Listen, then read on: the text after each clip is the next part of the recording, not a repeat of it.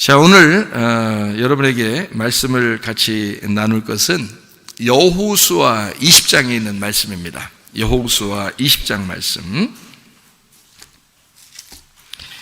여호수아 20장 말씀에 보면 도피성에 대한 이야기가 나오거든요. 도피성, 여호수아 20장 1절부터 9절을 제가 한번 읽도록 하겠습니다. 여호와께서 여호수아에게 말씀하여 이르시되 이스라엘 자손에게 말하여 이르기를 내가 모세를 통하여 너희에게 말한 도피성들을 너희를 위해 정하여 부지 중에 실수로 사람을 죽인 자를 그리로 도망하게 하라. 이는 너희를 위해 피의 보복자를 피할 곳이니라. 이 성읍들 중에 하나에 도피하는 자는 그 성읍에 들어가는 문 어귀에 서서 그 성읍의 장로들의 귀에 자기의 사건을 말할 것이요, 그들은 그를 성읍에 받아들여 한 곳을 주어 자기들 중에 거주하게 하고 피의 보복자가 그의 뒤를 따라온다 할지라도 그들은 그 살인자를 그의 손에 내주지 말지니 이는 본래 미워함이 없이 부지 중에 그의 이웃을 죽였음이라. 그 살인자는 회중 앞에 서서 재판을 받기까지 또는 그 당시 대제사장이 죽기까지 그 성읍에 거주하다가 그 후에 그 살인자는 그 성읍 곧 자기가 도망하여 나온 자기 성읍 자기 집으로 돌아갈지니라 하라 하시니라. 이에 그들이 납달리의 산지 갈릴리 게데스와 에브라임 산지 세겜, 유다 산지 기럇 아르바 곧 헤브론, 여리고 동쪽 요단 저쪽 르우벤 지파 중에서 평지 광야의 베셀, 갓 지파 중에서 길랏 라못, 므낫세 지파 중에서 바산 골란을 구별하였으니 이는 곧 이스라엘 모든 자손과 그들 중에 거류하는 거류민을 위하여 선정된 성읍들로서 누구든지 부지 중에 살인한 자가 그리로 도망하여 그가 회중 앞에 설 때까지 피의 보복자의 손에 죽지 아니하게 하기 위함이라. 이렇게 되어 있습니다. 도피성은 누가 가는 거라고요? 부지 중에 살인한 자가, 그렇게 되어 있습니다. 부지 중에 살인했다는 말은 알고 살인했다는 거예요? 모르고 살인했다는 거예요? 모르고 살인했다는 거예요. 여러분이 죄를 짓는 거는 알고 죄 짓는 거예요? 모르고 죄 짓는 거예요? 모르고 죄 짓는 거예요. 알고 죄 짓는 것은 하나님 말씀을 깨달았을 때, 주님 만났을 때, 그때는 알게 되죠. 근데 주님 만나지 못하고 말씀을 아직 깨닫질 못한 상태에서는 모든 게 다 모르고 하는 죄들이에요. 그러니까 주님은 그 사람들을 용서할 수 있는 거죠. 모르고 죄 지은 사람들은 어디로 도망치라고요? 도피성으로 도망치라고요. 그 도피성이 어디예요? 교회예요. 교회로 도망치면 너 다 그 안에서 용서받을 수 있다. 그리고 네가 부지 중에 살인한 것, 다시 말하면 네가 어떠한 죄를 졌어도 네가 모르고 그런 거니까 그거를 다 용서받을 수 있을 것이다 라고 도와주는 곳이 도피성이고 그게 교회예요. 그래서 여기서 대신에 너희가 알고 또 죄를 지면 안 된다는 거죠. 그러니까 말씀을 깨닫고 예수님을 만나고 그 다음에 죄를 지면 안 되는 거예요. 그런데 그러기 전에는 어떠한 죄를 지었어도 사실 다 용서받습니다. 저 같은 경우는 주님을 이렇게 은혜로 만나기 전에 죄를 너무 많이 져서 용서를 못 받을 것 같은 느낌이 드는 거예요. 저 같은 경우도 이거 내가 너무 많이 죄를 져서 하나님이 나 용서 안 해주면 어떡할까? 내가 어떤 사람이 그러더라고요. 죄를 지면 거기에 대한 대가를 받는 거라고. 그래서 이 땅에서 대가를 다 받는데요. 그래서 대가 받을 그냥 그런 대가 받을 그런 각오도 했어요. 그래서 대가 받아버려야지. 그래도 그러다가 천국이라도 가야지. 이런 생각을 했어요. 그렇게도 마음을 가졌는데 그게 다 율법적인 마음인데 그런 마음을 갖고 살았는데 어느 날 주님을 만났어요. 주님을 만났는데 제가 기도하다가 뭐를 이제 주님과 대화하면서 깨닫게 됐냐면 내가 이제까지 지은 모든 죄를 모르고 그랬구나라는 것을 깨달았어요. 그러니까 주님이 뭐라고 그러냐면 네가 몰라서 그런 거지 이러더라고요. 네가 몰라서 그랬지. 네가 알았으면 이렇게 했겠느냐. 제가 주님께 회개하면서 기도할 때 주님 제가 몰라서 그랬습니다. 저도 알았으면 이렇게 했겠습니까? 몰라서 그랬죠. 그러면서 제가 하는 모든 죄들이 몰라서 그랬구나라는 것을 주님이 이해하시더라고요. 알고 있더라고요. 그렇게. 그 다음부터 이제 뭐라고 그러냐면 주님이 이제는 내가 너를 알려줄 테니까 다시는 죄를 짓지 마라. 내가 알려줄 테니까. 그래서 말씀을 깨닫게 해주고 풀어주기 시작했어요. 그래서 이 말씀이 막 이해가 되기 시작하는 거예요. 그러니까 이 말씀이 막 이해가 되니까 마치 말씀의 천국의 말씀이 막 열어지니까 말이에요. 천국에서 사는 것 같은 거예요. 말씀에서 막 살아가는 거예요.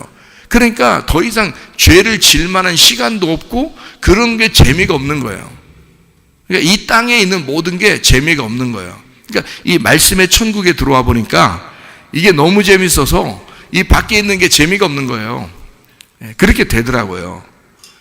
아, 그래 내가 이게 사람들이 죄 짓고 그러는 거 막 부담스럽고 그러고 하잖아요. 막 부담스러워하고 죄 짓고 막 어떡하지 나 이런 죄 져서 하나님이 나 싫어할 거야 라는 그런 마음을 갖고 그러잖아요. 그럼 제가 물어보고 싶은 게 있어요. 당신은 내가 말씀을 깨달은 것처럼 그렇게 깨닫고 살면서 죄를 짓는 겁니까? 라고 물어보고 싶어요. 아니요. 그러면 몰라서 그런 거예요. 여기 다. 당신이 몰라서 그러는 거야. 알면 그렇게 죄 못 짓게 돼 있어요. 지라고 해도 안 져. 하고 싶지가 않아. 예. 이제 주님을 만난 사람들은 그렇게 되는 거예요. 그러면 그럼 내가 예수님 못 만났다는 말입니까? 여러분은 그 느낌이 없는 거지. 주님은 느낌을 가진 거고 주님은 나를 만나시는 거지만 나는 느낌이 없잖아요. 그 느낌을 내가 회개할 때 가진 거라고요. 그 느낌을. 그러니까 그 주님을 만나는 그 경험을 내가 회개하고 은혜 받을 때 갖게 된 거예요. 그러니까 그때부터는 내가 스스로 하나님과 사랑의 관계가 그 언약을 내가 약속한 거니까요. 사랑의 약속을 한 거죠. 그 전에는 여러분이 지금 그 말씀을 모르고 있을 때는 말이에요. 하나님만 일방적으로 여러분과 약속한 거예요. 하나님만. 하나님은 나는 너를 사랑해. 나는 끝까지 너를 포기하지 않을 거야. 나는 끝까지 너를 사랑해. 이렇게 하나님은 약속했지만 여러분은 그 약속을 안 한 거죠.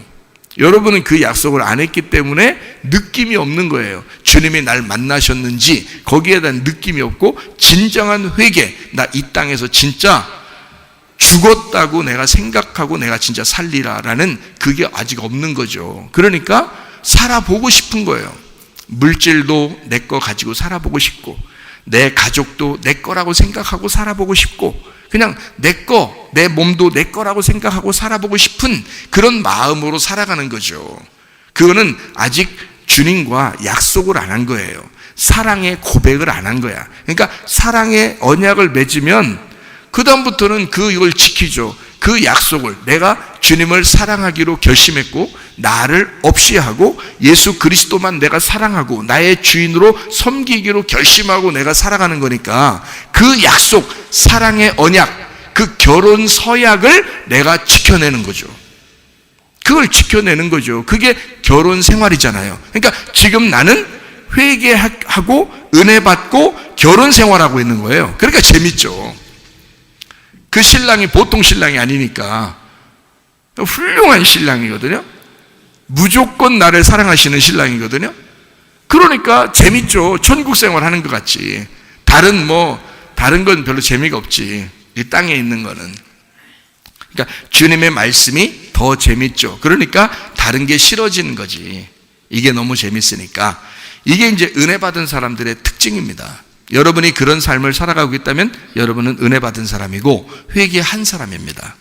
그러나 회개하지 않았다고 해서 불안해하지 마세요. 왜냐하면 주님이 일방적으로 여러분을 교회까지 나왔는데 도피성에 왔는데 주님이 여러분을 일방적으로 사랑하신다는 거죠. 근데 여러분이 아직 일방적으로 주님을 사랑하지 않기 때문에 그런 거예요. 그러니까 주님이 여러분을 일방적으로 사랑하는데 여러분은 거기에 대해서 아직 응답을 안 했을 뿐이에요. 그래서 여러분이 여러분 마음대로 살아가는 거예요. 지금 그런 상태는 모르고 죄 짓는 거예요. 여러분이 나 아는데요. 내가 거짓말 치고 오늘 욕하고 음란하고 내가 오늘 미워하고 살인하고 이런 게 내가 알고 그랬는데 나 미워 죽겠어. 저 사람 미워 죽겠어서 내가 살인한 건데 이렇게 여러분은 할 수 있겠죠. 그런데요, 주님은 여러분을 그렇게 생각하지 않습니다. 네가 몰라서 그런 거야. 네가 나를 알았다면 그렇게 미워하지도 않을 거야. 네가 나를 알았다면 살인 안 하지, 음란 안 하지, 욕심 안 부리지. 네가 나를 알았다면, 네가 나를 정말 알았다면 너는 욕심 안 부릴 거야. 그죠? 너 미워하지 않을 거야, 누구를. 그리고 간음하지 않을 거야. 그거는 주님을 믿는 사람은 당연히 그렇게 되죠. 그러니까 주님은 그 전에 사람들은 다 뭐라 그러냐? 네가 아직 약속을 안 했지. 나하고 네가 이 세상을 포기하지 않았지. 나는 이 세상이요 지긋지긋했어요. 내가 죄 짓는 게 너무 지긋지긋했어요. 아주 그냥 죽기보다 못했어요. 재미가 없었어요. 근데도 나는 거기서 헤어나오질 못하고 빠져나오질 못했을 뿐이에요. 어느 날 내가 거기서 도저히 안 되겠어서 죽느니만 또 못한 이런 죄된 생활에서 내가 빠져나와야 되겠다. 그래서 빠져나오는 그게 회개였고, 다시는 내가 이 길로 가지 말아야지. 진짜 그날 결심했어요. 그날 결심하고 주님께 기도한 거예요. 나 다시는 이 길로 가지 않습니다.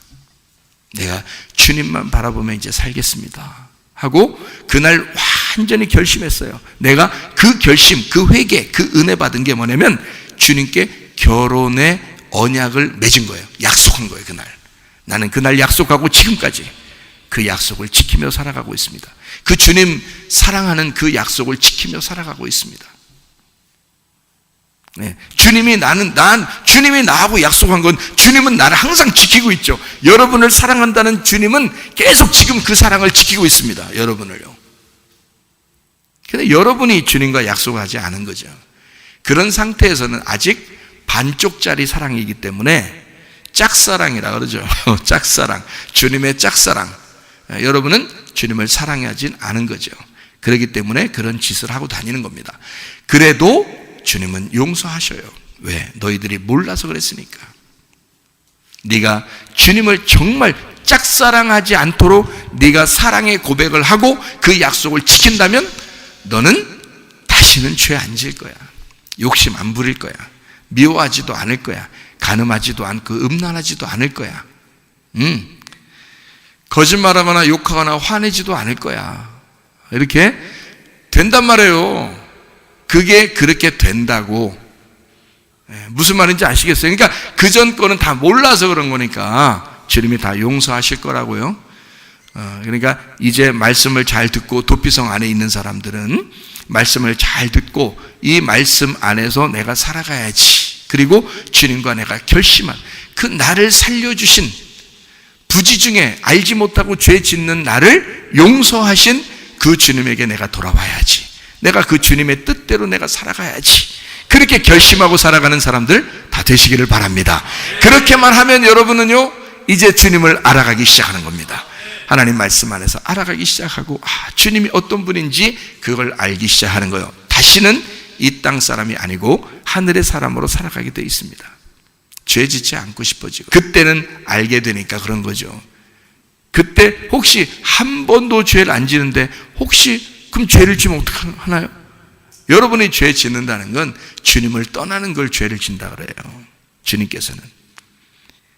그때부터는 뭐냐면 실수할 수 있지. 너희가 실수는 할 수 있지. 잘못도 할 수 있지. 그렇지만 너는 거기로 빠져들어가지는 않을 거야. 금방 벗어날 거야. 왜? 주님과 결혼에 서약을 했고 그렇게 살아가고 있으니까. 실수나 잘못 계속 그렇게 빠져들어가 살지는 않을 거라. 벗어난다고요. 반드시 주님께 돌아온다고요. 그러니까 그런 삶을 살아가니까 더 이렇게 이쪽 시간을 보내지 않죠. 주님과 시간을 자꾸 보내려고 그러죠. 그죠? 그게 더 재밌으니까. 그게 이제 떳떳하고 사람 사는 것 같은 거죠. 그렇지 않으면 어떻게 해요? 짐승 사는 거죠. 그래서 짐승 같은 사람이 되면 전염병을 옮기는 사람이 되는 거고요. 사람다운 사람이 됐을 때 그리스도의 전염병자가 되어 그리스도를 옮기고 다니는 사람이 되는 거죠. 이해가 되죠? 똑같은 전염병자인데 짐승 같은 사람은 나쁜 전염병을, 악한 바이러스를 퍼뜨리는 사람이고, 그리스도의 전염병자는 선한 바이러스를 퍼뜨리는 사람이라는 거죠. 좋은 세균이 우리 안에 들어가 있어야 되고, 좋은 바이러스가 우리 안에 들어가 있으면요 건강합니다. 면역체계라는 게 그런 거죠. 그래서 면역체계가 강하게 되면 기침도 잘 안 나게 되고요, 면역체계가 좀 약하죠. 아무래도 먹는 게 시원찮고 움직이는 게 시원찮고 운동하는 게 시원찮죠. 그러니까 이제 기침도 자꾸 나고 그러는 거예요. 면역이 약해져서 그런 거예요. 속에서 면역이 약하니까 기침으로 나타나고 그러는 거거든요. 주님 안에서 선한 바이러스가 계속 우리 속에서 이제 무장이 되고 자꾸 영적으로 이렇게 들어가게 되면요, 선한 바이러스가 들어가게 되면 면역 체계가 강해져요. 몸도 강해질 뿐만 아니라 영혼이 강해집니다. 영혼이 강해지니까 전신갑주를 입은 사람이 되는 거고요, 그 전신갑주가 말씀이라고 그랬죠.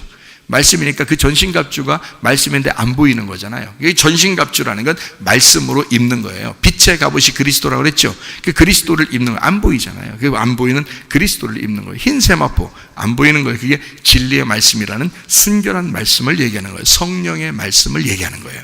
그걸로 자꾸 들어야 되는 거예요. 진리의 말씀을 자꾸 듣고 순결한 말씀을 듣고 세마포를 준비하고 옷을 입고 부끄럽지 아니하게 다니는 사람들, 그런 사람들은 건강한 사람이 되는 거예요. 영적으로 건강한 사람, 영적인 면역력이 강해지는 사람이 되는 거죠.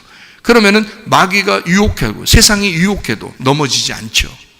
갈등은 할 수 있죠. 약간의 갈등은 할 수 있지만, 그러나 늘 교회를 선택하게 되고 주님을 선택하게 되고 말씀을 선택하게 된다, 그 말이죠. 그러니까 승리하는 거예요, 여러분. 그러니까 아무 문제가 없는 거예요, 우리 교회가. 이번에도 아무도 아마 전염병이 들어왔다가 나간 사람도 있을 거예요. 근데 예배드리다가 그냥 갑자기 없어지는 사람도 있는 거예요. 그냥. 그러니까 하나님이 역사하시면, 그러면 주님의 채찍에 맞으심으로 우리는 다 나음을 얻은 줄 믿고 기도하는 거예요. 그러면 우리가 어떤 바이러스가 우리 속에 악한 것이 왔다 할지라도, 사람들이요 40종류 60종류의 그 바이러스가 손 한 번 이렇게 안 씻고 코 한 번 만지면 40개에서 60개가 움직인답니다. 예? 입 한 번 돈 셀라고 이렇게 하고 이러면 말이에요, 예, 한 200개, 400개의 뭐 세균, 바이러스가 속에 들어간대요. 이런 게. 그런데 그걸 어떻게 알아? 보이지도 않는 걸 우리가 어떻게 알아? 그런데도 다 살아가. 그렇잖아요? 하나님이 그냥 우리가 보이지 않는 그냥 삶을 살아가는데 보이지 않게 하나님이 우리를 돌봐주시고 있는 거야. 그래야 우리가 살아가는 거지. 이거 하나하나 다 계산해서 그거 어떤 놈이 내한테 들어가는지 안 들어가는지 다 현미경으로 계속 보면서 살아봐요. 어떻게 살아가겠어? 그 사람 더 못 살아가. 음식도 어떤 걸 먹어야 되겠어? 그 속에 다 있어요. 다 현미경으로 싹 보면은 바이러스들이 다, 세균들이 다 섞여 있다고요. 여러분, 음식에. 손에 뭐 엄청 많아요, 이게 손에. 이런 데, 코 이런 데 만지고 자기도 모르게 그냥 손이 얼굴 만지는 게 40번에서 60번이래요, 하루에.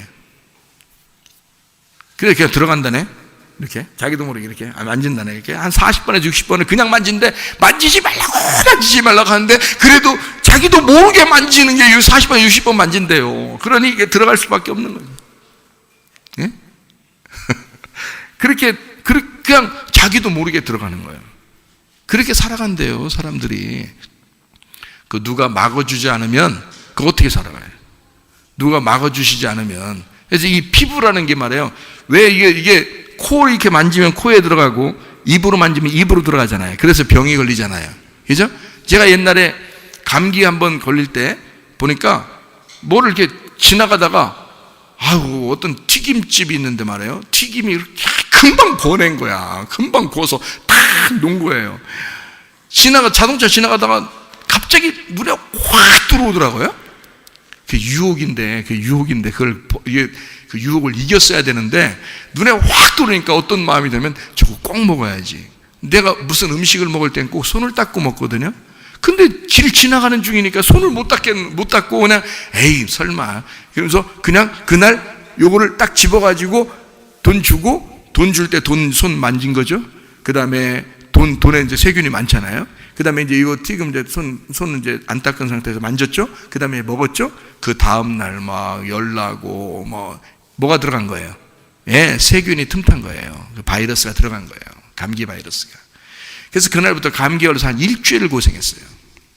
목이 막 꽉 잠겨 아프고 뭐 열나고 막 이게 그냥 손으로 한 번 먹었는데 그날 그 다음날 딱. 그래서 내가 더 손 또 닦고 먹어요. 그 다음부터 손을 더 닦고 먹어. 근데 말이에요, 입으로 들어가는 거나 코에 들어가는 거는 쉽게 병이 걸리는데 이런 피부에는 이렇게 만져도 이게 바이러스가 잘 안 들어간다네요. 왜 그러는가 했더니 요게 이 피부라는 게 있잖아요. 사람 피부가 이 바이러스를 차단하는 게 다 있답니다. 이 피부에 바이러스를 차단하는 요소가 여기 그 기능이 이 몸에 피부에 있대요. 그래서 피부에는 이런 데다가는 어떤 그 세상에서 아주 독한 바이러스, 아주 악한 그런 그 바이러스, 사람을 죽이는 그런 것들도 여기다 올려놓으면요 그냥 죽는답니다. 그냥 이런데 피부에다 올려놓으면. 그러니까 피부에는 별로 이게 들어가질 않는다는 거예요. 이 피부가 그만큼 하나님이 이 피부로 막아낼 수 있도록 만든 거예요. 그래서 코하고 입 이런 데가 잘 걸린다. 그래서 이제 마스크 쓰고 다니는 거예요. 그래서. 근데 마스크도 안 쓰려면 손을 잘 닦아야죠. 왜냐면 손에 40번에서 60번 만지니까 자기도 모르게. 그러니까 이 손에 있는 게 들어가는 거죠. 무슨 말인지 아시겠죠, 이게? 그러니까 겁먹을 필요는 없어요. 겁먹을 필요는 없고 면역성이 약하면 들어오는 거예요. 그러니까 항상 바이러스는 들어왔다가 나갔다 들어왔다가 나갔다 한다. 우리 몸에 수십 종 수백 종이 들어왔다가 나갔다 한다는 거예요. 이거 서울대 의사가 얘기하더라고. 그거요. 바이러스 전문. 그래서 딱 이렇게 들어왔다 나갔다 수백 종 수십 종이 이렇게 왔다 갔다 하는데 내 속에서 그걸 이길 능력이 있는 거야. 그러면 안 걸리는 거래요, 그게. 근데 그 능력이 약한 사람, 병이 있는 사람, 환자들, 이런 사람들 있잖아요. 그런 사람들은 약한 거야. 아우, 나 요번에 뉴스 보니까 막 병이 엄청나게 퍼진다는데 나한테 오면 어떡하지? 오면 어떡하지? 그럼 와. 그럼 이제 그 사람은 이제 위험한 거야. 그러니까 뉴스를 너무 많이 봐서 병이 걸린 것 같아요. 이런 얘기가 나오는 거야. 근데 모르고 그냥 이렇게 지나는 사람들은 들어왔다가 나갔다 들어왔다 나갔다 하는데 대부분 모르고 그냥 없어진답니다. 대부분이. 근데 병이 있는 사람들은 이제 면역성이 약하니까 그런 거예요. 자, 그러니까 몸에도 면역성을 키워야 되고 운동도 하고 좋은 음식도 먹고 이렇게 하면서 면역성을 키워야 돼요. 몸을. 마찬가지로 영혼도 면역성을 키워야 돼요. 면역성을 키워야 돼. 그게 뭐냐면 기도와 말씀이에요. 그래서 빛의 갑옷을 입으라 그런 거고 전신갑주 입으라 그런 거고 흰 세마포를 입으라 그런 거예요. 그게 성경에 다 나와 있는 말씀들이에요. 디모데전서 4장 5절에는 말씀과 기도로 너희가 거룩해진다 그랬거든요. 그러니까 말씀과 기도로 너희가 거룩해져. 그러면 영적 면역성이 생겨요. 그러면 영적 면역성이라는 건 뭐냐면 주님과 나의 관계란 말이에요. 주님과 나와의 관계가 확실하다는 거지. 그러면 주님이 우리를 보호하신다는 거예요. 예, 주님과 관계가 확실하니까. 그러니까 여러분이 주님 앞에 내가 모르고 이제까지 이렇게 살았습니다. 그러나 주님, 내가 이제 알고 다시는 죄를 짓지 않겠습니다. 주님 뜻대로 내가 한번 살아보겠습니다. 그렇게 결심하고 고백해 보세요. 내가 진짜 이 죄 짓고 사는 게 지긋지긋하다 아주. 나 이거 주님 뜻대로만 내가 살아가야지. 라고 결심하면 기분 좋습니다. 행복합니다. 예? 그러니까 늘 해피한 거예요. 늘 해피해. 그러니까 나보고 누가 그래, 뭐가 그렇게 좋냐고 그래. 뭐가 그렇게 좋냐고 그러는데, 그냥 좋아. 그냥 좋을 때가 한두 번이 아니요. 그냥 좋을 때가. 그냥 좋아요. 뭐 그렇게 화날 일도 별로 없어. 그러니까 어떤 사람하고 얘기하려면 어떤 사람은 그냥 화를 내는 사람이 있어. 응? 그냥 괜히 화내고 괜히 욕하고 뭐 승질날 일도 아닌데 욕하는 사람들도 있고 주변에 이렇게 보면 말이에요. 별거 아닌데 욕하고 별거 아닌데 화내고 그래요. 그 회개하라고 그렇게 얘기를 해도 말이에요. 교회 도피성에서 그렇게 회개하라고 해도 회개를 안 해. 자꾸 도피성에서 나가면 또 부지중에 살인하고 또 도피성으로 들어와. 그래서 여기 왔다가 또 나가서 또 부지중에 살인하고 또 들어와. 자꾸 왔다 갔다 여기에 들어와 있으면 대제사장이 죽을 때까지는 못 나가는 거예요. 대제사장이 죽을 때까지. 그 대제사장이 예수 그리스도이십니다. 예수 그리스도 대제사장이 죽을 때까지는 나가지 마라 그랬거든요. 보석금도 안 돼요. 돈 내도 안 되는 거야. 해결이 안 나. 대제사장이 죽을 때에 해결 나는 거예요. 이 사람의 생명이. 그래서 그때는 나갈 수 있어요. 대제사장이 죽었다는 것은 예수 그리스도가 죽었다는 얘기인데, 예수 그리스도가 죽었다는 얘기는 뭘 얘기하는 거예요? 누가 죽었다는 얘기예요? 내가 죽었다는 얘기예요. 그러니까 한마디로 말하면 교회 와서 도피성에 도망 왔으면 죽지 않고는 못 나가는 거예요. 안 죽어서 나가니까 또 그러는 거예요. 여러분이 죽어서 나가란 말이에요. 그러면 해결된다고. 나는 회개했을 때 내가 왜 회개한 날을 내가 왜 기억을 하는가? 내가 그날 죽은 거예요. 내가 그날 죽은 거예요. 나 이제 사나 죽으나 주님의 것이로다. 에? 내가 사나 죽으나 내가 주님의 것이로다. 그날 결정한 거예요. 그러니까 죽어도 좋고 살아도 좋은 거야. 그냥 이제 이후 생활은. 그러니까 만족한 거지. 그냥 재밌는 거지. 근데 안 죽어. 다시 말하면 교회 와서 말씀 듣다가도 내가 죽긴 죽어야 되겠구나. 그러니까 나갈 때 축도 끝나고 예배 끝나고 나가잖아요. 그러면 내가 죽긴 죽어야 되는데 그 다음 주 되면 또 왔어. 그게 죽긴 죽어야 되는데 하면서 죽긴 죽어야 되는데 하면서 또 온 거야.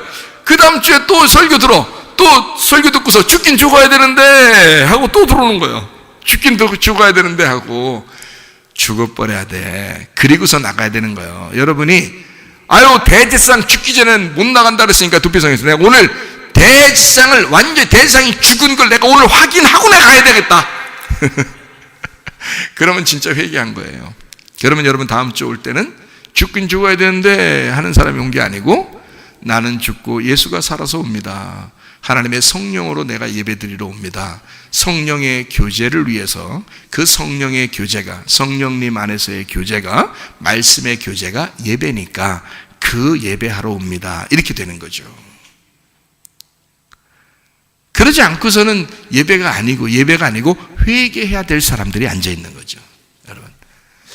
자, 여러분 자신들을 이제 보시면 알겠죠? 내가 회개할 사람인지 내가 예배 드리는 사람인지를 알아야 되겠죠? 둘 다 이 땅에 여기 와야 됩니다. 도피성에, 교회에. 그래서 회개할 사람도 이곳에 오고 또 회개한 사람도 이곳에 와야 되는 거죠. 그러니까 내가 일방적으로 주님만 나에게 약속한 사람도 이곳에 와야 되고 주님과 내가 함께 약속한 사람이 이곳에 와서 예배드리는 거고요.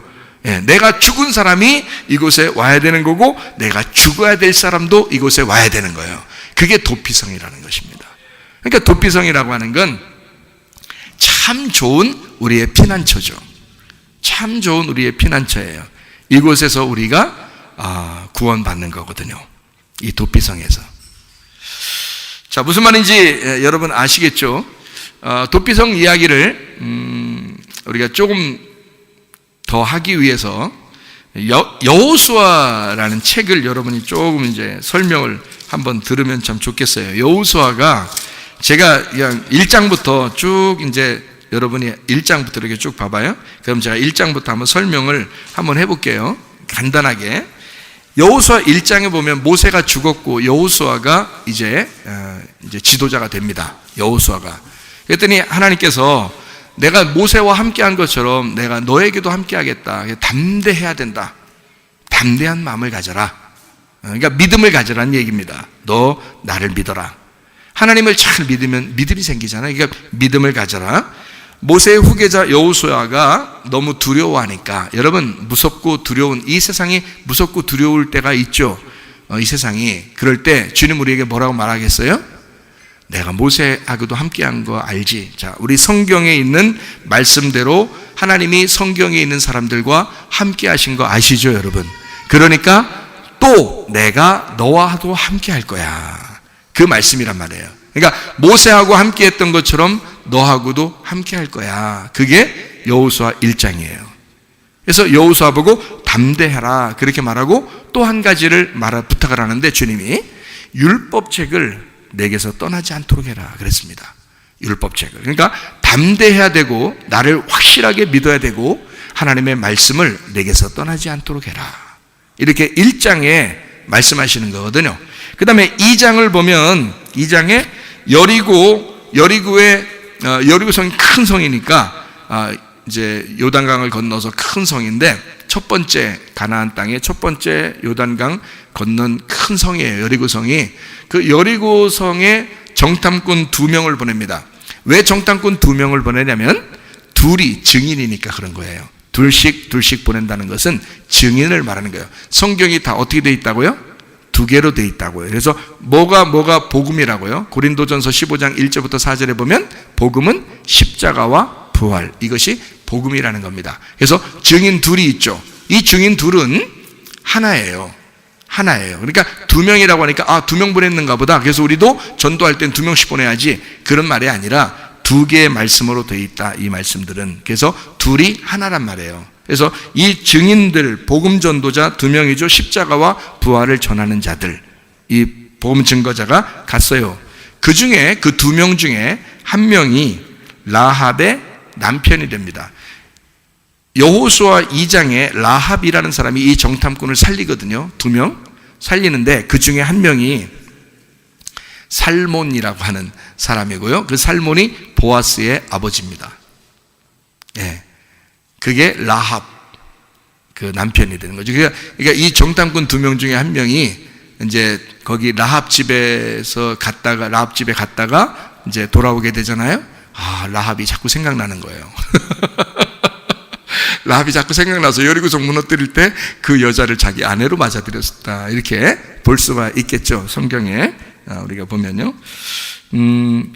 그 마태복음 1장 5절에 보면 보아스의 아버지가 살몬이다 라고 되어 있고, 그 사람이 정탐꾼, 그리고 그 정탐꾼의 아내가 라합이라는 사람이 됩니다. 라합의 남편이 되죠.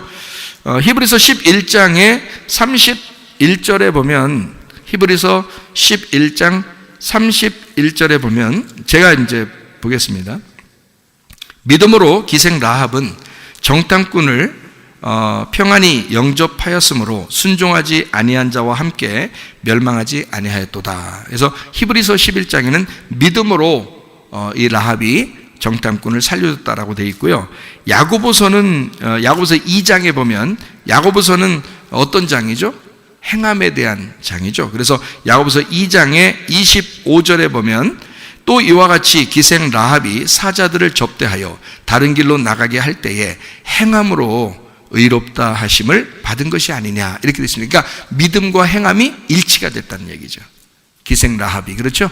믿음과 행함이 일치가 됐어. 그래서 그 얘기를 하는 거예요. 믿음 따로 행함 따로가 아니에요, 여러분.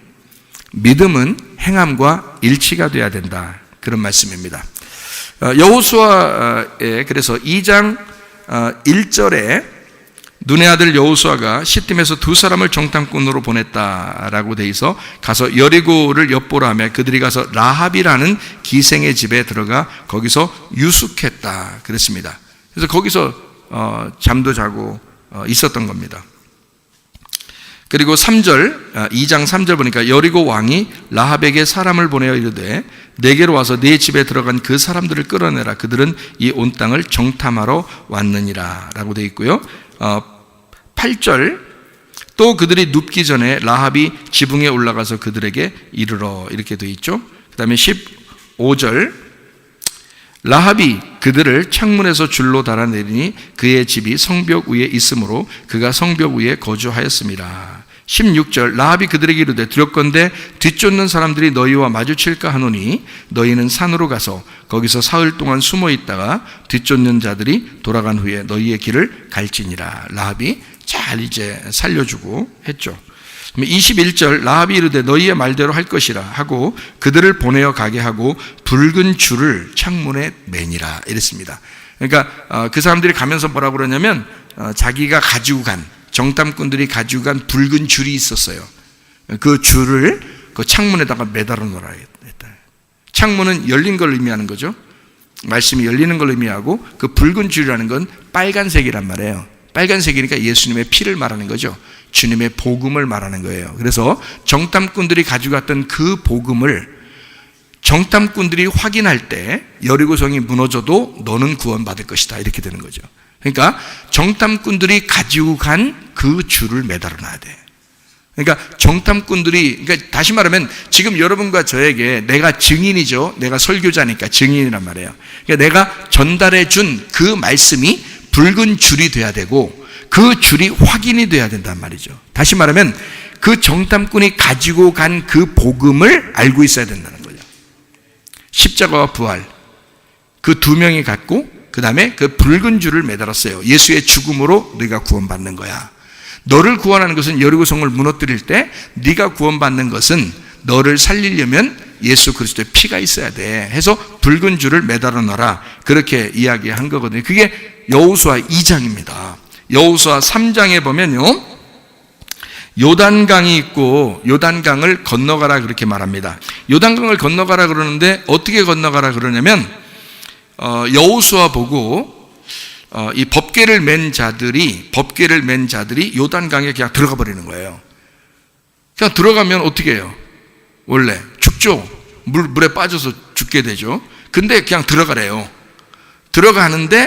들어가면 물이 딱 끊어진대요. 물이 끊어져 가지고 다 마른 땅이 된답니다. 그러면 뒤에 있는 사람들이 다 이제 마른 땅으로 건너가는 거예요. 그게 여호수아 3장에 나오는 얘기거든요.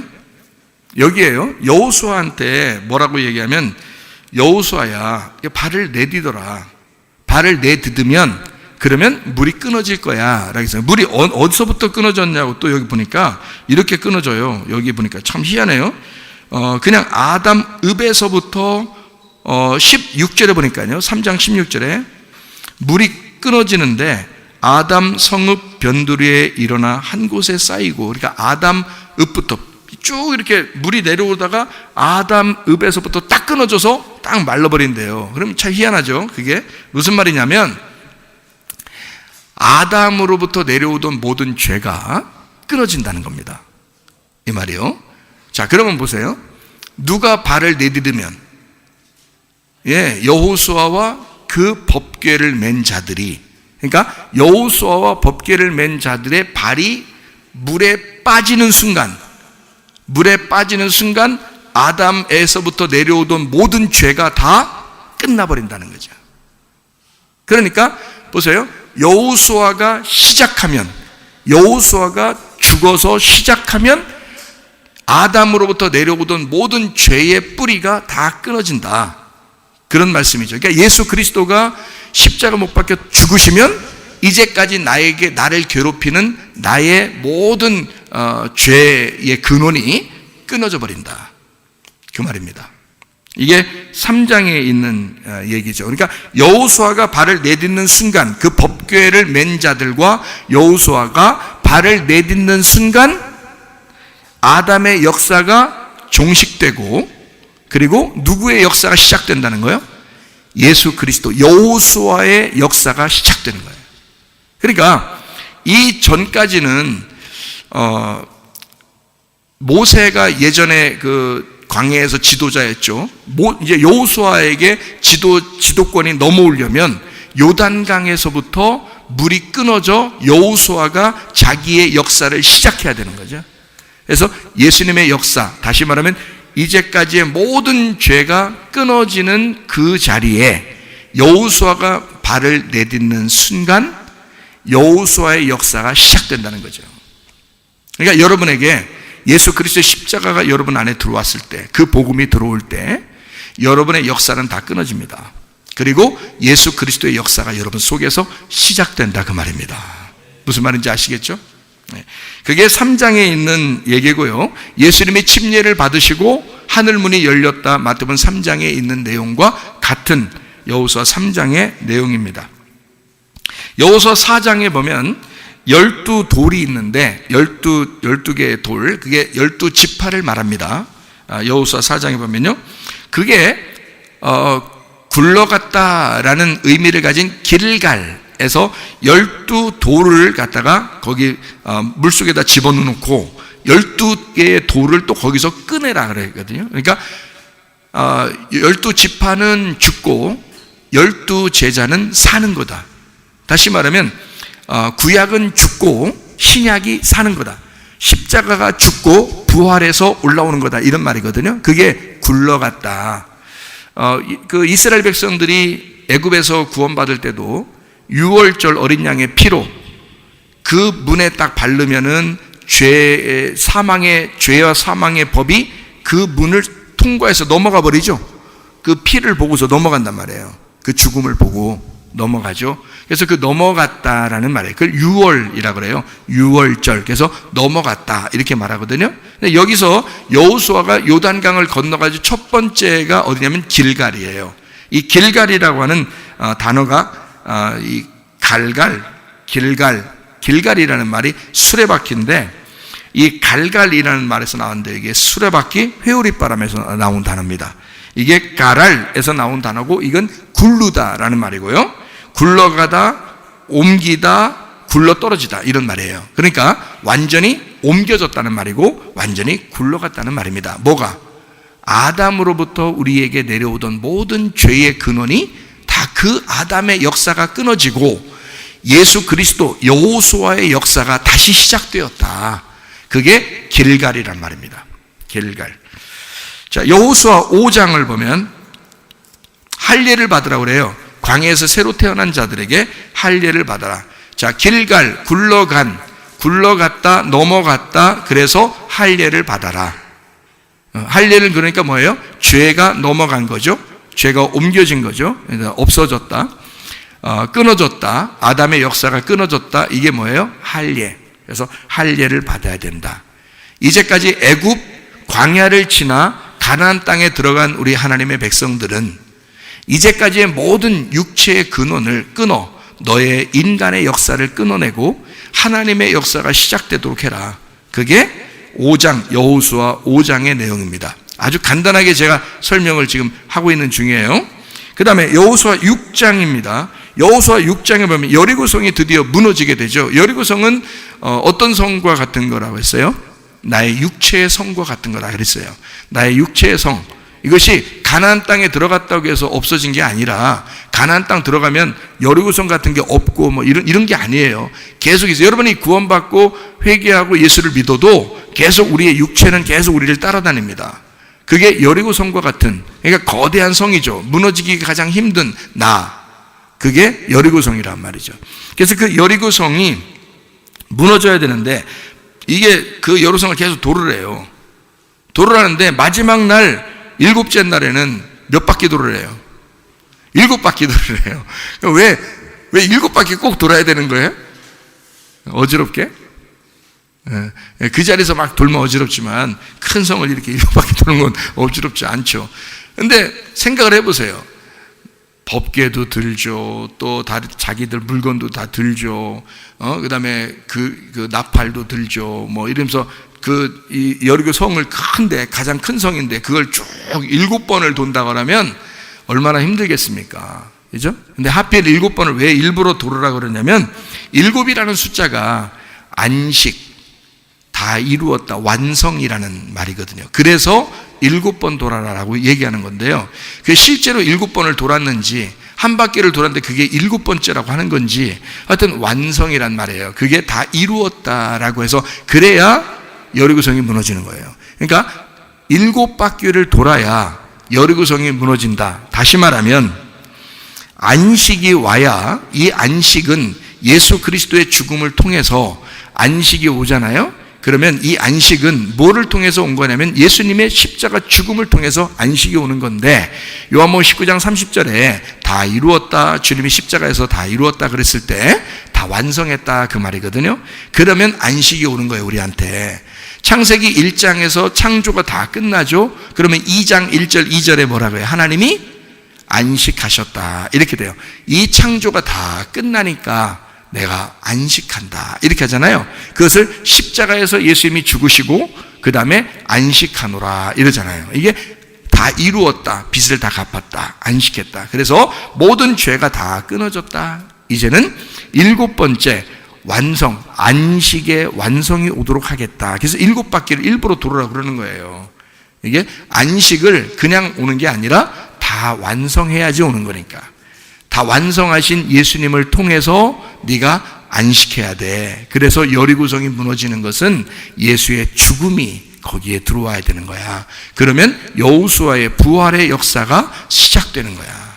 그 여리고성. 그러니까 나라는 여리고성을 무너뜨리고 내 속에 그리스도의 완성이 들어오면 나를 예수님이 장악하시고 나를 부활의 예수님이 나를 나와 함께 동행하시고 살아가신다. 그런 말씀이 되는 겁니다. 여호수아 7장 내용을 보면요, 여호수아 7장에 아간의 범죄가 나와요. 아간의 범죄라고 하는 것은 뭐를 좋아한 거죠?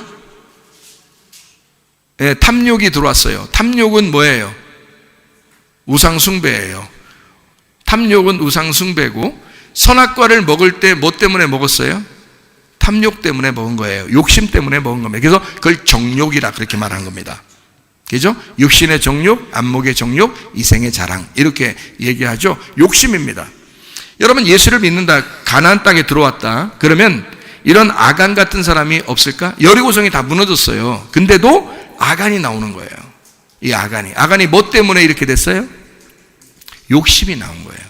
욕심이 나와. 그러니까 자기 속에 선악과는 죽을 때까지 있다는 얘기야. 이게 이 선악과는 욕심이에요. 그러니까 욕심이 등장하니까 이 아간이 물건을 갖다가 숨기는 거예요. 그럼 왜 욕심이 생겼을까? 왜 욕심이 생겼을까? 그게 문제예요. 여러분, 욕심이 자꾸 생기죠. 여러분 안에 자꾸 욕심이 생겨요. 왜 생겨요? 욕심이, 나 욕심 갖지 말아야지. 그런데 또 욕심 생기고, 또 욕심 갖지 말아야지. 내가 욕심 안 가져야지. 근데 또 욕심 생겨요. 왜 그럴까요? 예? 안 믿어서 그런 겁니다. 예수를 완전하게 믿질 않아서 그런 거예요. 예수를 완전하게 믿으면 욕심 사라집니다. 예. 그러니까 음란과 폭력, 욕심과 우상숭배 이런 것들은요, 예수를 확실하게 믿으면 사라져요. 예수를 확실하게 믿으면. 그러니까 이게 안 믿어서 그런 거예요. 그러니까 한마디로 말하면 믿음이 없어서 욕심이 계속 남아있는 거예요. 여러분, 내 거 주님 거 하라고 그렇게 하죠. 성경에서는. 그죠? 주님 거야. 이 모든 게, 네 생명도 주님 거야. 생각해 보세요. 최고의 권력자라고 그러고 자기가 왕이라고 그러고, 응? 그런 사람도 하나님이 네가 왕이야? 네가 왕이야? 누가 왕인지 알려줄까?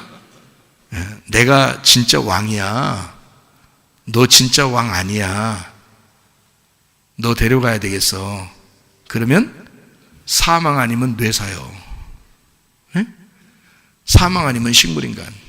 그냥 누가 왕인지 알려줄까? 그러면 누가 왕인지 한번 알려줄까? 그러면 사망 아니면 식물인간이요. 여러분, 이게요 여러 개가 아니더라고.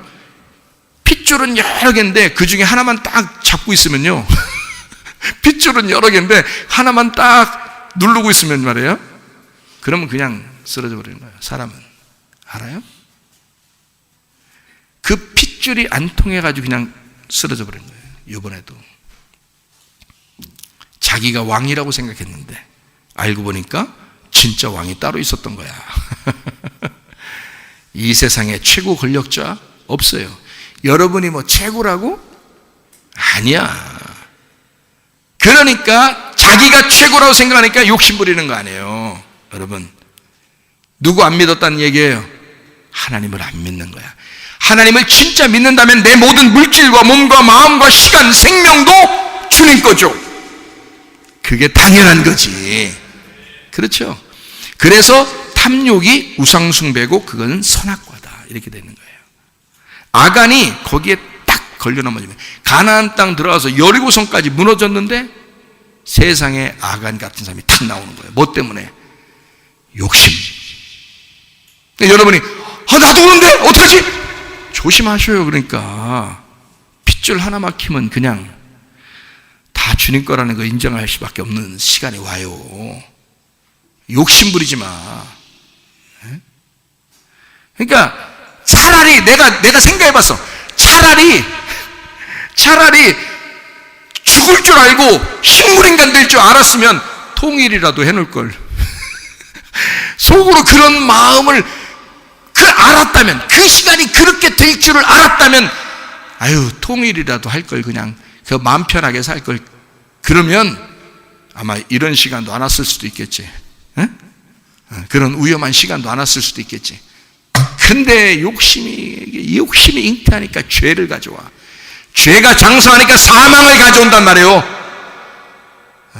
욕심 부리지 마요. 그게 선악과야. 주님 거라고 왜 인정을 못해요? 어려워요 그게? 예수 믿으면 안 어려운 거예요. 예수 안 믿어지니까 이 땅에서 내가 살아봐야 되니까 자꾸 욕심을 가져 사람들이. 아간이 그랬습니다. 믿음 없음에서, 믿음 없는 게 아간이에요. 믿음 없음에서 믿음 있음으로 돌아서야 합니다. 우리 믿는 사람들은요, 진짜 믿었다면 믿음 없음에서 믿음 있음으로 돌아서야 된다. 내 안에 내 물건이 아직도 남아있는가? 그러면 아간입니다. 우리 속에 예수만 있는가? 내 속에 예수만 있는가? 예수만 소유하는 게 믿음입니다. 그게 진짜 믿음이에요. 예수님이 다 날 도와주실 거야. 사랑하는 사람에게 선물을 할 때 기뻐요, 안 기뻐요? 기쁘겠죠. 여러분 손 많이 해봤어요? 생일날 맞이하면 사랑하는 사람에게, 우리 그 교회 다니는 학생들이 둘이 사랑한다고 둘이 생일날 그렇게 선물을 그냥 이쁘게 포장해가지고 그냥 그 여자가 뭘 좋아할까 남자가 그렇게 준비해서 그냥 다 해서 주더라고요. 예. 그래서 주면서 기분이 어떻대? 그래서 기분이 막 더럽냐?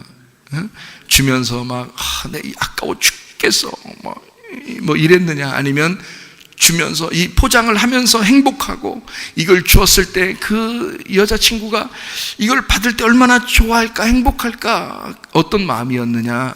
그랬어요. 막 기분 안 좋았냐? 아니면 기분이 정말 행복했느냐 물어보니까 기분 좋죠. 왜?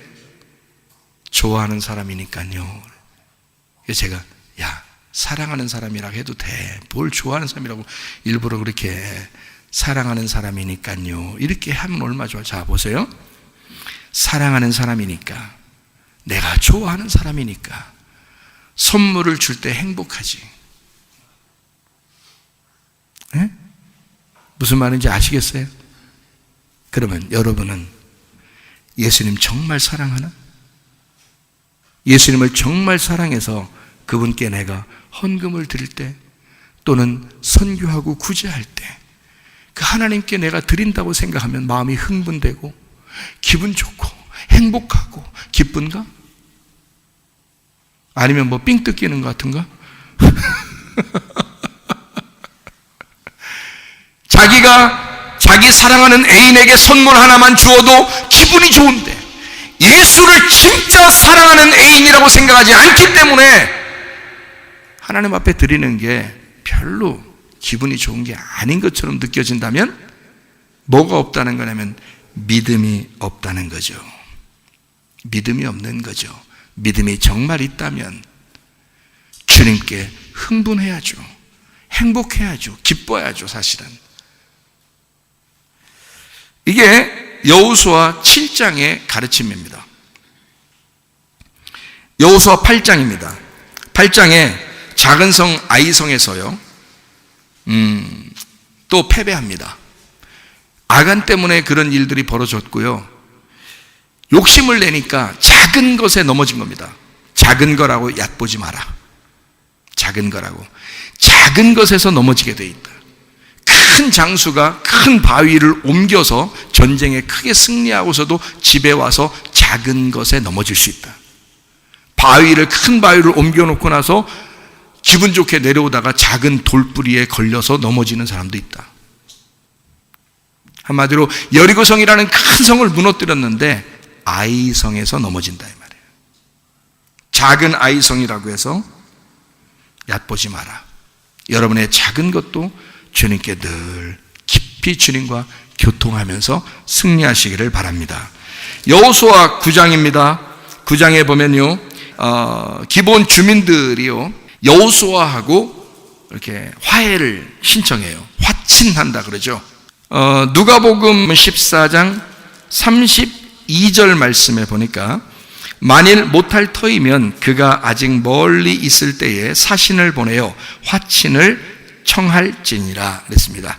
그러니까 전쟁에서 안 될 것 같으면 멀리 있어서 누굴 보내가지고 우리 화목합시다. 내가 항복할게요. 이렇게 하라는 거예요. 이사야 27장 5절의 말씀을 보니까 이런 말씀이 있습니다. 그리하지 아니하면 내 힘을 의지하고 나와 화친하며 나와 화친할 것이니라. 이렇게 이야기가 되어 있습니다. 그러니까 여호와 하나님하고 우리가 싸워서 안 될 것 같으면 화목해야 된다는 거야. 화친해야 돼 그냥. 마태복음 5장 9절의 말씀 보니까 화평케 하는 자는 복이 있나니 저희가 하나님의 아들이라 일컬음을 받게 될 것이다. 그래서 하나님하고 화목하려면 하나님과 화목하기 위해서 예수 그리스도를 놓고 예수 그리스도라는 그 죽음, 예수님이 죽으셨기 때문에 내 모든 죄가 용서됐잖아요 하고 예수님의 그 십자가를 놓고 예수의 피를 놓고 하나님 아버지와 내가 화목하면 됩니다. 우리는 하나님 아버지에게 직접 나갈 수 없어요. 이 기브온이라는 사람들이요, 지혜가 있었죠. 왜냐하면 여호수아가 지나가면 다 무너지니까, 다 패배하니까. 그래서 여호수아 군대하고는 안 되겠다. 그래서 자기들이 화친을 청하는 것입니다. 그게 여호수아 9장이에요. 여호수아 10장에 보면 기본 전투가 나오는데 이때 놀라운 것은 태양이 멈춰요. 태양이 멈추죠. 그리고 여호수아 10장 11절에 보니까 그들이 이스라엘 앞에서 도망하여 벳 호른의 비탈에서 내려갈 때에 여호와께서 하늘에서 큰 우박덩이를 아세가에 이르기까지 내리시매 그들이 죽었으니 이스라엘 자손의 칼에 죽은 자보다 우박에 죽은 자가 더 많았다 그랬어요. 그러니까 하나님의 승리라는 거죠. 그러니까 하나님은 우박을 통해서 적군을 심판한 겁니다. 그러니까 하나님의 전쟁이다, 하나님의 싸움이다, 뭐 이런 얘기다. 이게 기브온 전투인데요. 이 기브온 전투에서 태양이 멈추는 사건이 있었습니다. 여호수아 10장 12절이죠. 여호와께서 아모리 사람을 이스라엘 자손에게 넘겨주시던 날에 여호수아가 여호와께 아뢰어 이스라엘의 목전에서 이르되 태양아 너는 기브온 위에 머무르라 달아 너도 아얄론 골짜기에서 그리할지어다 하매. 그래서 태양과 달이 원래 이렇게 움직여야 되는데 딱 그대로 서 있는 거예요. 태양을 멈춘 사건이 여기에 나와 있습니다. 그리고요, 여기서 우리가 이제 한번 성경을 제가 찾아볼 수 있는데, 이사야 38장 8절의 말씀에 보니까, 해의 그림자가 10도를 물러갔다 이랬습니다. 이사야 시대니까, 히스기야 왕 때거든요. 하나님 앞에 기도할 때 하나님이 응답의 그 징표로, 해의 그림자가 10도를 물러가게 했어요. 그러니까, 이게 여호수아 때 태양이 딱 멈춘 때가 있었죠. 그 다음에 히스기야 때는 요게 뒤로 이게 그림자 뒤로 물러간 겁니다. 해의 그림자가. 그러니까 이게 그거까지 합하면 몇 시간이 되냐면요, 하루가 돼요. 하루. 그래서 기본에 태양이 머물러라 라고 할 때가, 그때 태양이 머물러서 해와 달과 머물러서 그대로 있는 때가 23시간 20분. 이건 과학자들이 발견해낸 겁니다. 23시간 20분. 그리고 히스기야 때 해의 그림자를 10도 뒤로 물러가게 한 게 40분. 그래서요 24시간 하루를 태양이 머물렀었던 겁니다. 그러니까 하루가 빠진 거죠. 이 세상은 원래 태양이나 이 지구나 달이나 이런 게 멈추면 안 되거든요. 하나님이 움직이는 대로 그대로 있어야 이게 그 자전 공전을 통해서 이루어져야 되는데 하나님이 그걸 멈춰놓은 거예요. 이 사건이 성경에 나오는데 그 하루가 빠진 거죠. 하루가 빠진 걸 우리 성경에서 어디서 찾을 수 있어요? 베드로 후서 3장 8절에 하루가 1000년 같고 1000년이 하루 같은 이 한 가지를 잊지 말아라. 그러니까 우리는 1000년을 사는 사람이고 하루를 사는 사람이에요. 우리는 하루살인데 1000년을 사는 사람이라고. 그래서 우리는, 그리스도인들은 뭐라고 얘기하냐면 성경에서 우리는 이 빠진 하루에 1000년을 사는 사람들이다. 그 말은 뭐냐면요, 천년왕국이라는 게 있죠, 성경에. 그 천년왕국이 뭐냐면 하나님의 나라예요. 다시 말하면 이 빠진 날, 이 세상에서 빠진 날에 사는 사람들, 하루가 1000년인 1000년이 하루를 사는 교회에 사는 사람들, 하나님의 나라에 사는 사람들, 우리가 빠진 하루에 1000년을 사는 사람들, 이게 천년왕국이란 말이죠. 그게 여호수아 14장입니다. 여호수아 14장. 갈렙이 나와요. 이 갈렙은 이름이 개똥이라고 그랬죠. 개똥, 똥개라는 이름입니다. 옛날에 그 무식한 사람들이 자기 자녀들 보고 오래 살으라고, 야 개똥아 똥개야 이렇게 불렀던 것처럼 갈렙의 이름이 개똥이라는 이름입니다. 똥개라는 이름이에요. 그게 우리는 개똥 같은 자들이죠. 이방인들은 성경적으로 보면 우리들은 죄인이고, 죄인은 개똥 같은 사람, 똥개 같은 사람들이에요, 우리가. 근데 그게 갈렙이라는 거죠. 이 갈렙이 믿음이 충만했습니다. 믿음이 충만했어요. 그 사람은 충성스러운 사람이었다라고 나옵니다. 여기에요. 14장에 충성스러운 사람이었다. 그래서 하나님 앞에 온전히 그가 하나님을 따른 사람이었고 충성스러운 사람이었기 때문에 믿음이 충만한 사람이다. 헤브론 전투를 통해서 여호와께 충성한 그 믿음이 충만한 이 갈렙이 헤브론이라는 땅을 차지하게 돼요.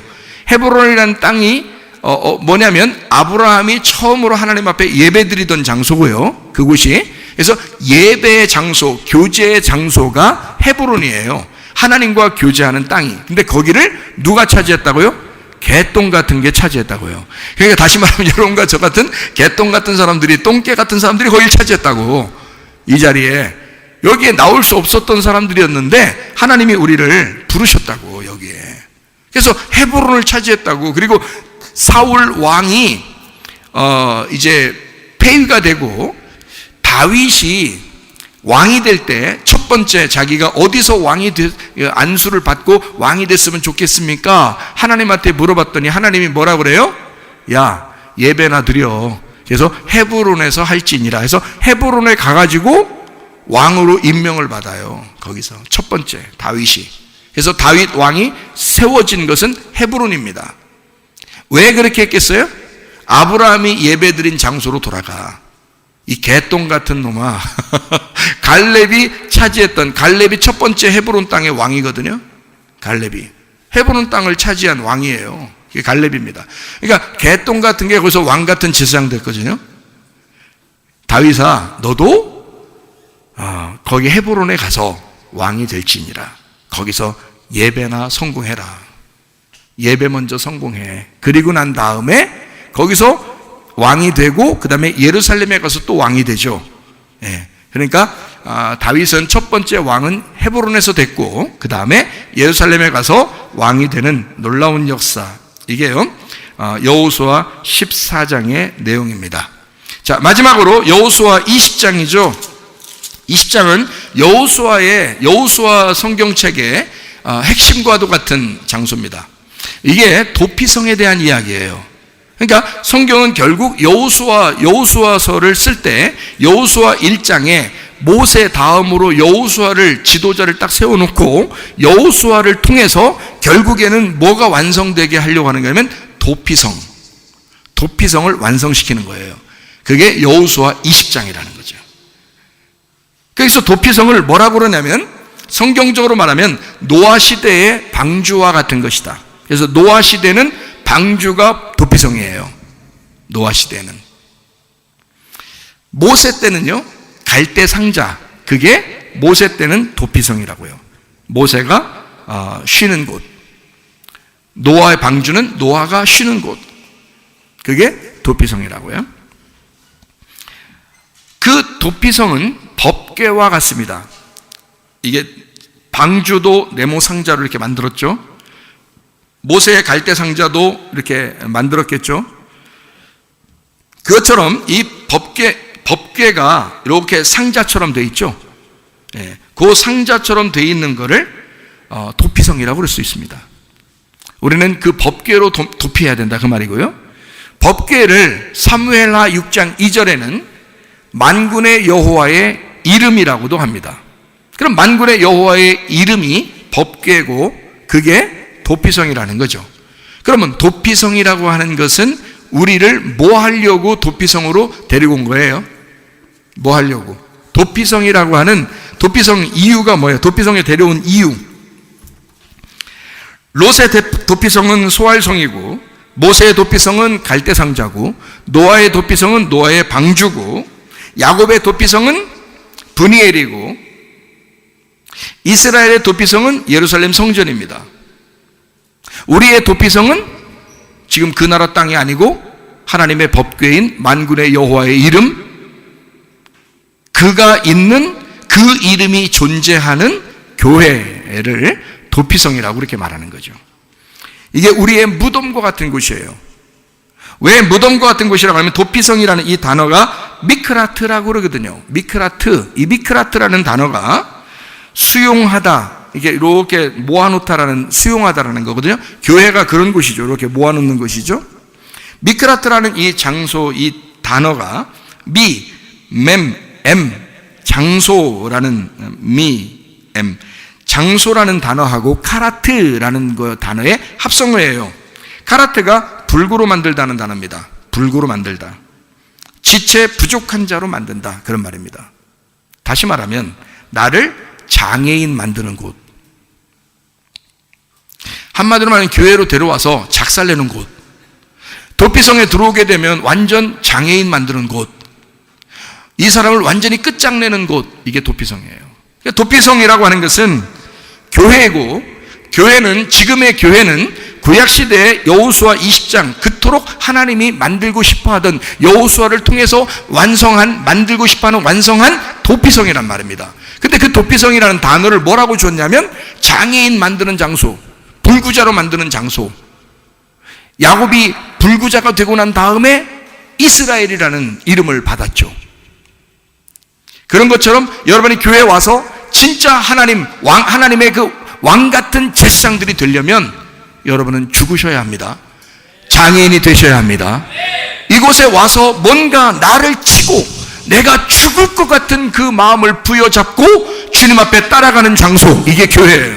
그게 도피성이라고요. 우리를 이곳에 도피하게 만든 것은, 세상으로부터 여러분을 이곳에 부른 것은 여러분이 멀쩡하게 살게 하려고 한 것이 아니라 여러분을 이 세상으로부터 장애인을 만들어 어디도 도망가지 못하도록 하나님 아버지의 사람을 만들고 싶어서, 이 도피성의 사람을 만들고 싶어서, 다시 말하면 내가 도피성에 왔는데, 교회에 왔는데, 장애인이 됐는데, 불구자가 됐는데 이제 더 이상 이 교회에서 어디로 가냐 이 말이야. 우리 보고 어디 가서 예배드리라고 하는 거냐고. 도피성에 한번 들어온 사람들은요 어디로 도망갈 수가 없습니다. 대제사장이 죽기 전까지는 나갈 수가 없습니다. 다시 말하면 나를 위해 죽으신 예수를 깊이 깨닫기 전까지는 나가서는 안 된다는 거죠.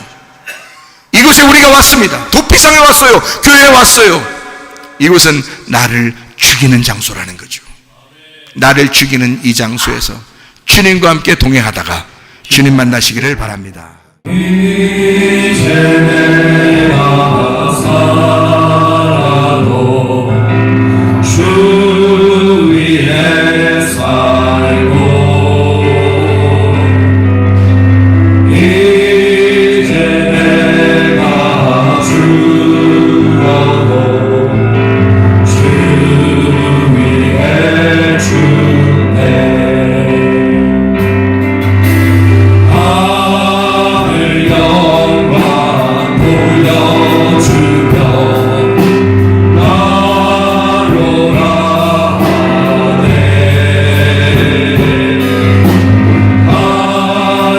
할렐루야 찬송하며 주께 갑니다 그러므로 나는 사나 주나 주 위에 거니요 사나 주나 사나 주나